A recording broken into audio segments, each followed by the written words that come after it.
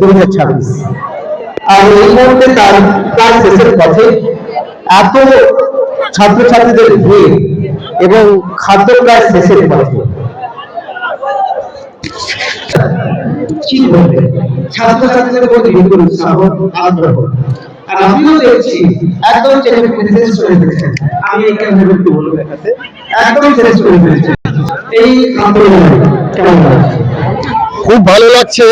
আমরা সারা বছর ধরে অপেক্ষা করে থাকি এই ধরনের খাদ্য মেলা আমাদের বিদ্যালয়ে কবে হবে, কারণ গত বছর আমরা প্রথম করেছিলাম, সেখানে স্টলের সংখ্যা খুবই কম ছিল, কিন্তু এবছর দেখি এক লাফে একদম 20টি স্টল, এবং এই 20টি স্টলে ছাত্রছাত্রীর যে উৎসাহ, এবং তারা প্রায় 6 মাস আগে থেকেই তারা যোগাযোগ করে স্টলের বুক করে নিয়েছে, এবং বিভিন্ন ধরনের খাবার, এবং ছাত্রছাত্রীরা যেভাবে ভিড় করেছে প্রায় আধা ঘন্টার মধ্যে ফলে আমি পাবো কি না এই ভেবেই ছাত্রছাত্রীর সঙ্গে লাইন দিয়েছে। সত্যি এরকম একটা আনন্দ মুহূর্ত বিদ্যালয়ে কর্মজীবনে আমি এই প্রথম পেলাম। আমি চাই আগামী দিনে শুধু পড়াশোনার পাশাপাশি ছাত্রছাত্রীদের বহুমুখী পরিকল্পনা এবং শিক্ষা এভাবেই এগিয়ে যাক, তারা উদার মানসিকতার অধিকারী হোক, এবং আজকে যারা দোকান দিচ্ছে আগামী দিনে তারা এটা বৃত্তি হিসেবে গ্রহণ করতে পারে, বাড়িতেও ভালো খাদ্য প্রস্তুত করতে পারে এবং ভালো ভালো জায়গায় তারা পৌঁছাতে পারে। আমি গেলাম, প্রথমে ফুচকা খেয়েছি, তারপরে হচ্ছে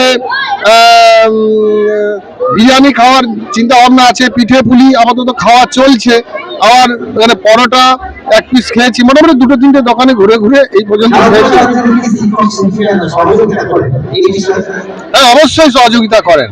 আমরা প্রথমে টিম ভাগ করে নেই। টিমের আমাদের মূল আছেন বিষ্ণুবাবু, এবং ওনাকে কেন্দ্র করেই কাজে স্নেহাংশুবাবু রয়েছেন।